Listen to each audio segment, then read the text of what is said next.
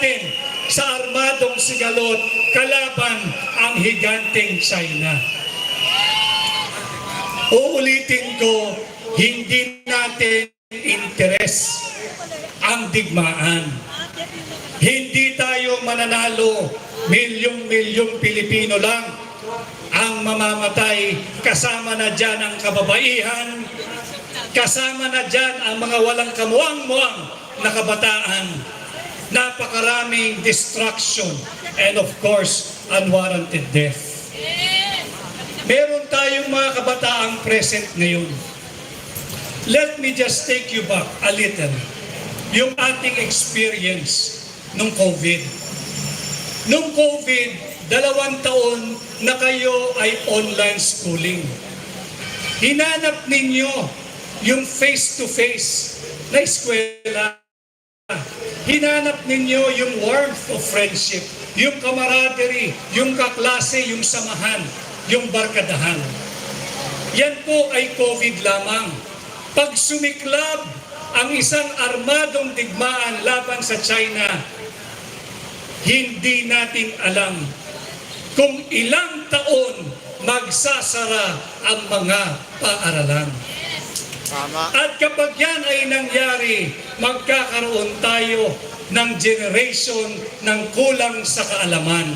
Kung hindi man ng isang henerasyon, wag naman na mga mangmang.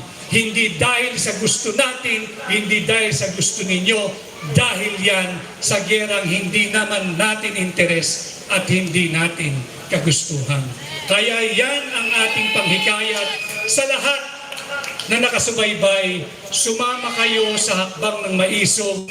Iparinig natin ang ating nagkakaisang tinig sa Malacanang. We say no to war!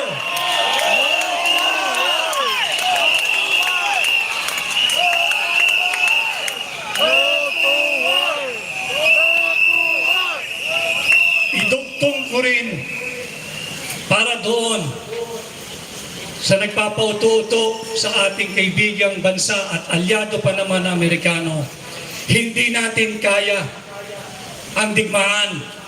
Hindi dahil tayo'y duwag. Hindi dahil tayo may defeatist attitude. But because we're speaking from a recent experience. Ano po yan? Tatandaan niyo ulit yung COVID.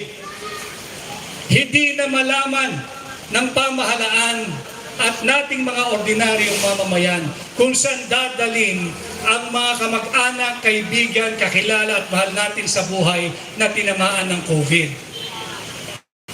Overcapacity na ang lahat ng ospital.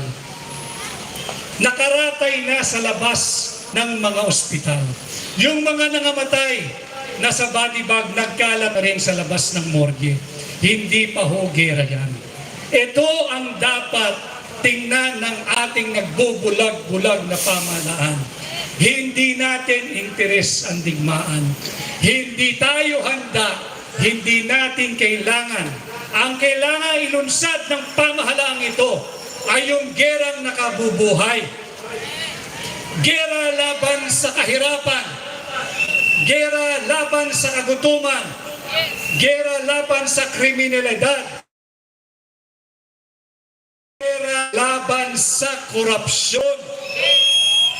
At gera laban sa paglapastangan sa ating saligang batas. Ito ang gerang kinakailangan nilang ilungsad. Hindi ngayon, hindi bukas, kundi 2 years ago pa. Yung gerang nakabubuhay, hindi yung gerang nakamamatay.